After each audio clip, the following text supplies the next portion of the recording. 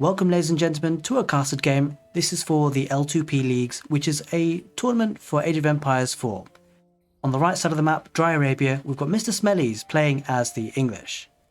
On the west side of the map, we have got Husky 6468 playing as the Abbasid dynasty. It should be an interesting matchup. Abbasid dynasty often go for two town centre opening, but we'll have to see what they go for, considering the fact that Mr. Smellies on the right side of the map is playing as the English, and of course they can be very aggressive with an English longbowman rush. We see that Mr. Smellies has been housed a little bit. Well, not really actually. He's going to get the house built before the next villager needs to come out of the town centre, so all is good with the build order just up to now. And he's getting two villagers on gold. On the left side of the map, we have got the House of Wisdom for the Abbasid dynasty up, and I'm sure most people these days tend to go with the economic wing to get to the feudal age. As is customary with the Abbasid dynasty, he's going for the berries, of course, to get the faster gathering rate from the berries. And looks like he's going to go for that, taking advantage of that bonus. So in terms of the ELO levels for these players, they're around about the 1000 ELO mark. So we should expect some decent gameplay with good build orders, but we'll see how they adapt and how this game pans out. 3 on gold for the English player, and is going to wood now. Certainly set up to get up to the next stage at a good time, and probably start off with a longbowman rush.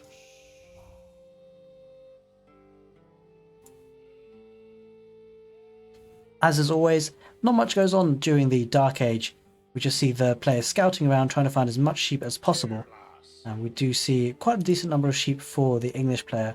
The Abbasid dynasty player is missing out on sheep closest to his base, but I'm sure his scout has been active, hopefully, looking around the map elsewhere.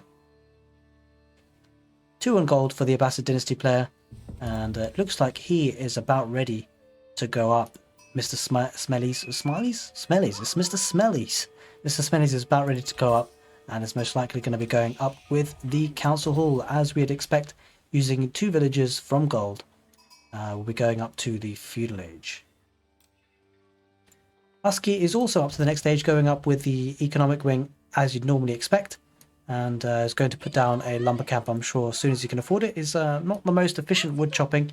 Could be taking a straggler tree here instead. It would be a minimal walking distance because of that, but he's opting to go the long route.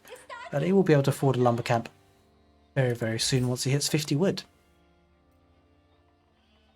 So both players probably will be aging up at relatively similar times, although with the recent buff for the Abbasid dynasty, they will be going up a little bit earlier, considering the English player only has 3 villagers on the council hall being built. So it actually looks like the Abbasid dynasty will be going up first. Doesn't look like he's on stone, so unlikely to be going for a second town centre just yet.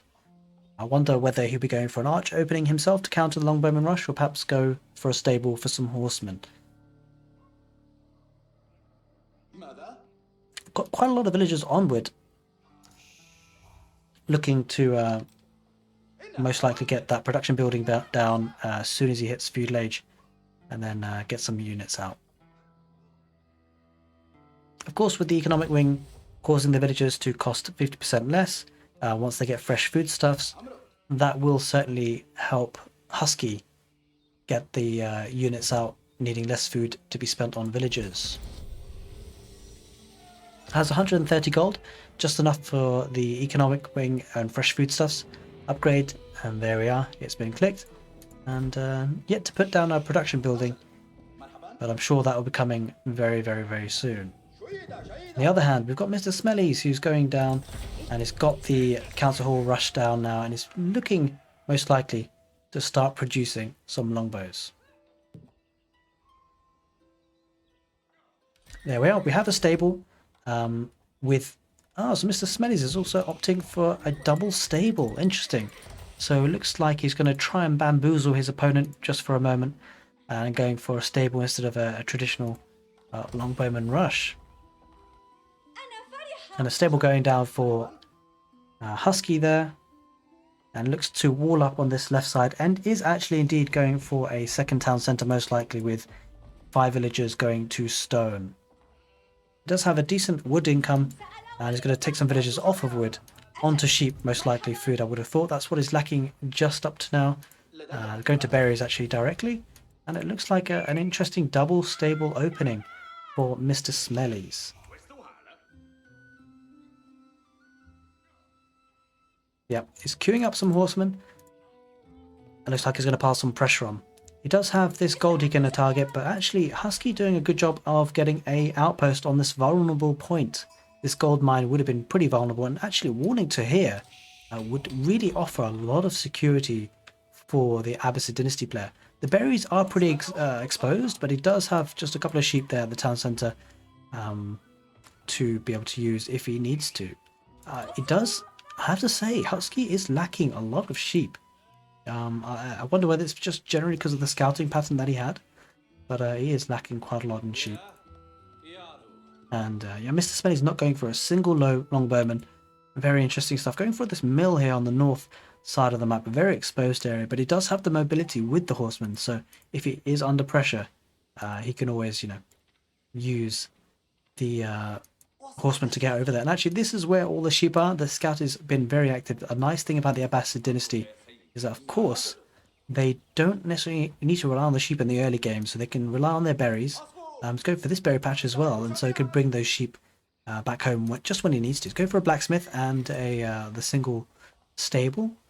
But it's going to be caught out in terms of numbers, so he's got to be careful because Mr. Smelly's actually looks like he's going forward with his horsemen. He's got quite a few of them now, 4 and a couple more joining in at the back there. And this could be really bad for Husky actually. These berry patches is completely exposed, and if this is bad, this is very bad for Mr. Smelly's. If he actually notices this, Husky is in a lot of trouble, and he will actually be able to cause a bit of damage. Just going to pick off this horseman. The villagers are forced to retreat and run away, but actually they're going to be cut off, and he should be able to get at least about 2 or 3 villager kills here if he has a decent micro. But yeah, the villagers are scurrying back, and it looks like Husky is actually going to sacrifice one for the others. And it means that that villager will die, but his friends and family live to see another day. So good early aggression for the English player. Going for horsemen surely was not being expected by Husky. Let's go for a barracks as well. This is a good play here. This is certainly the natural counter for this number of horsemen. And it's going for fitted leatherwork as the melee armor upgrade. Mr. Smelly's just content on taking out this mill, and it looks like at home he's going quite heavy on gold, very heavy on gold, 500 gold at the moment. I don't know if that's just because of the rally point of his villagers, but that is a lot of gold he has. Looking to get to the next stage, perhaps saving up for 600 and then switching those villagers onto another resource maybe. Now, what's something quite interesting about the Abbasid dynasty, they do get the phalanx upgrade, which is something very specific to them. And this increases the attack range of spearmen by 100%. And this means that they can actually take more effective fights, and they're a bit harder to micro against from horsemen. But Mr. Smith is double downing on the horsemen. Should be able to spot the barracks there, which will be certainly useful to know about. And of course for him, an easy switch to longbowman is you know, it's very simple, considering he already has access to the council hall. Still very heavy on gold though. That's probably a mistake, I would have thought. Would want to be focusing on food now to get to the next stage. Needing 1,200 food and 600 gold to do that.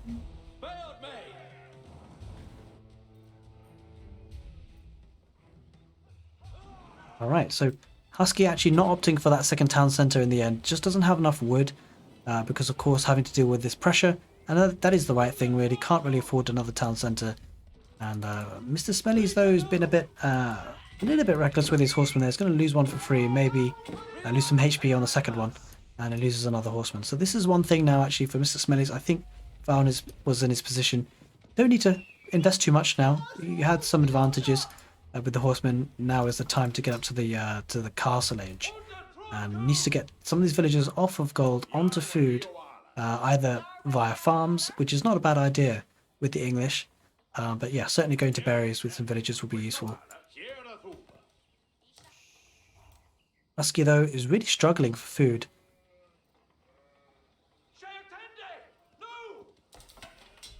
Really struggling for food at the moment. It's quite heavy on wood, and does have enough protection now. I think with these spearmen, just quite a nice tactic is just to have 2 on each key resource. Having 2 spearmen just sat there, 2 spearmen there, 2 spearmen on. Well, it doesn't even need to. He's nicely walled up here. Two spearmen on the wood line, and he would be fine. I think he's probably over-investing in spearmen, to be honest, because there's not much that these horsemen can do. Just keep a couple of spearmen here, and what he does run the risk of is being run around. The horsemen can just sort of come up north here. These villages are hugely exposed. It does need to keep a couple of spearmen there, would certainly help him defend his position, and doesn't need to produce anymore. It's gone for double barracks. Should be going up to the castle age rather than investing that much into the spearmen. On the other side of things, though, Mr. Smellies has got huge amounts of gold. Needs to really get those villages off of gold. Would benefit from refreshing that lumber camp, and needs to double down and focus on food. Is going for longbowmen, so this is not a bad idea either, to kind of micro down the spearmen. Okay, looks like actually the Abbasid dynasty player is going to go to wall this up, to offer some protection on the right side of his base, and then probably group his spearmen up together. But does run the risk of being picked off and microed by longbowmen from the English players. So heavy feudal age play here from both players, which is rather surprising. But yeah, Mr. Smellies with a bit better macro could actually be up to the castle age.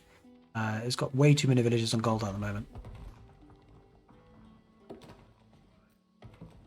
Yeah, and looks like Husky is quite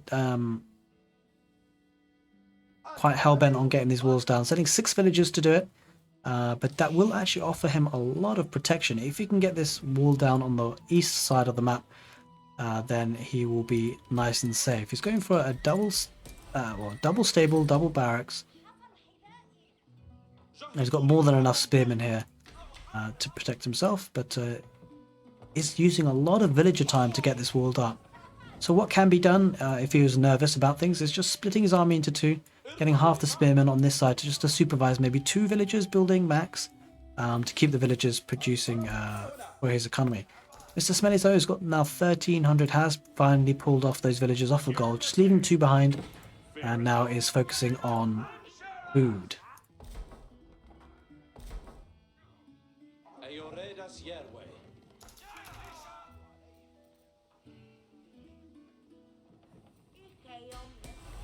Okay, not a lot to talk about apart from the fact that Mr. Smellies is going for siege engineering, so perhaps he's not thinking about going to the castle age.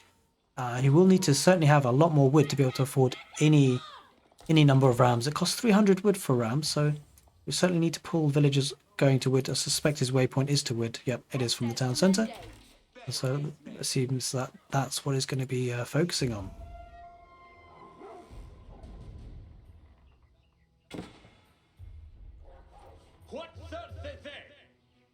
Okay, spearmen going around this way. Oh, looks like the horsemen are broken in. Didn't actually notice that happening, but the spearmen are just playing chase now. This is why you actually want to keep your spearmen dotted around. Like, the horsemen have just so much mobility. The horsemen are going to keep running around, pick off villagers here. Just a couple of spearmen here would save these villagers. I wonder if Mr. Smellies is going to pick that off or not. He might do. He might do. Always playing catch up and chase with the spearmen. He's not. Mr. Smellies is diving, but he's not noticing the villagers there.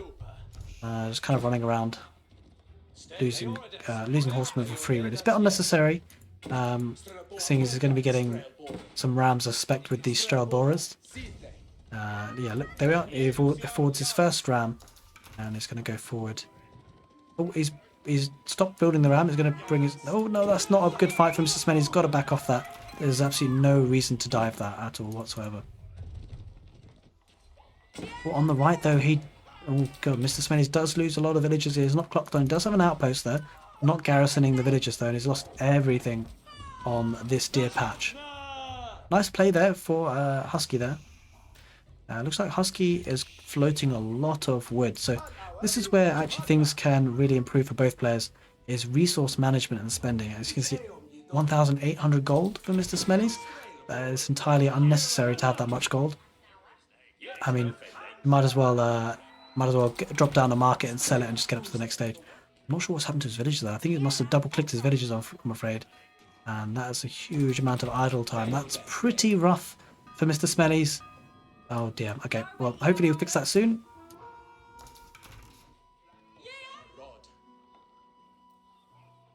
I think he's probably focused more on the attack here.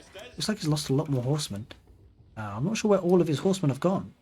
I think they went back to chase, to be honest. And this is actually really good pressure from Husky. He's using the horseman. He knows he has mobility. I'm just going to defend with the spearmen, and this ram's not going to be able to do very much. With this number of spearmen, this is going to be sieged down just very quickly. Having said that, it's not going to be without losses. The Strailborough, the longbowmen behind this, are going to pick off a couple of spearmen there. Right, Mr. Smellies is kind of recovering here, and oh my god, Mr. Smellies, you are my friend. You love your gold, don't you? Spending all this time with the villagers to go to gold. We have a gold digger in our midst. Getting an outpost just for a bit more defensive pressure around. I mean, the outpost would be a lot nicer here to protect this wood line, but it can move the villagers to this west side of the wood line if he needs to.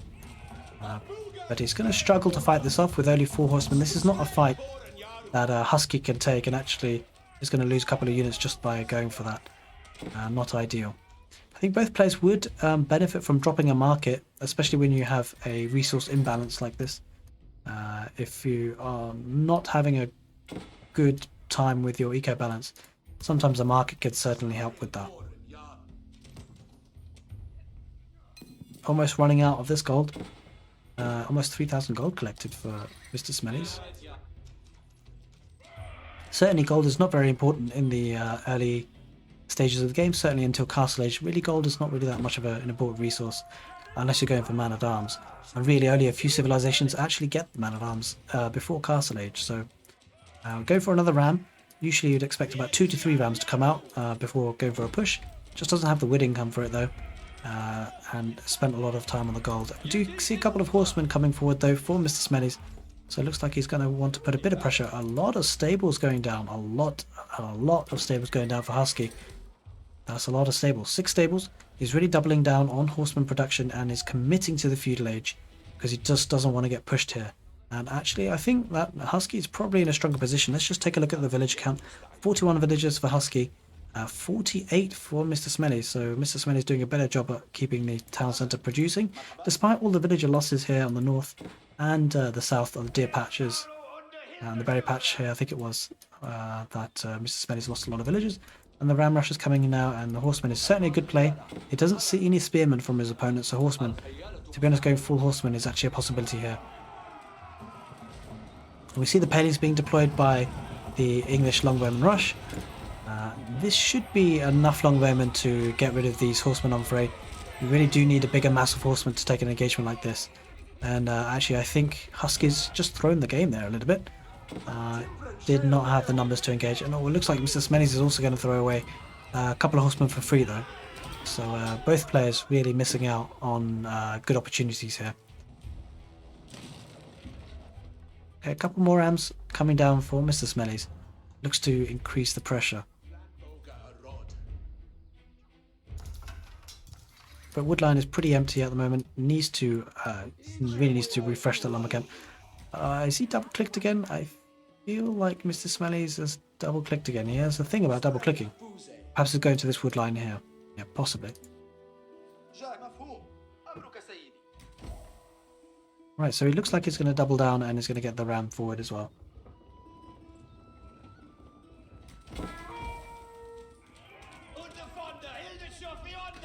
Looks to take out the tower with the ram. And looks like someone can finally get up to the next stage. Husky, will he commit though? Go to the castle age. He's going up with the castle wing, sorry, the culture wing. But this is actually a bit of a problem for him because he's just spent 1,200 food, 600 gold on getting up to the next stage when he's under a ram push. This could be a mistake and it could mean that he loses the game because of this, because that's a lot of resources to pump into a castle age. He does need to get a couple of units that are out quickly though if he does get there. That's a big if at this stage with the ram rush coming in for Mr. Smellies.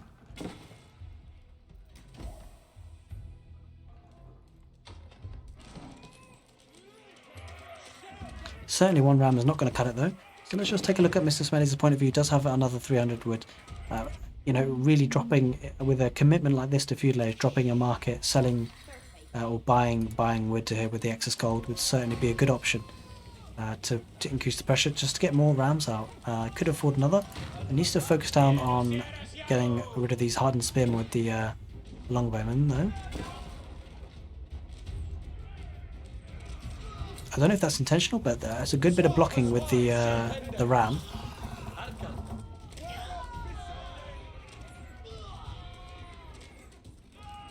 Okay, now this is quite the death wall of longbowmen.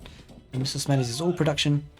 He's going forward and should be able to take the town centre out, and it might see the GG for this game.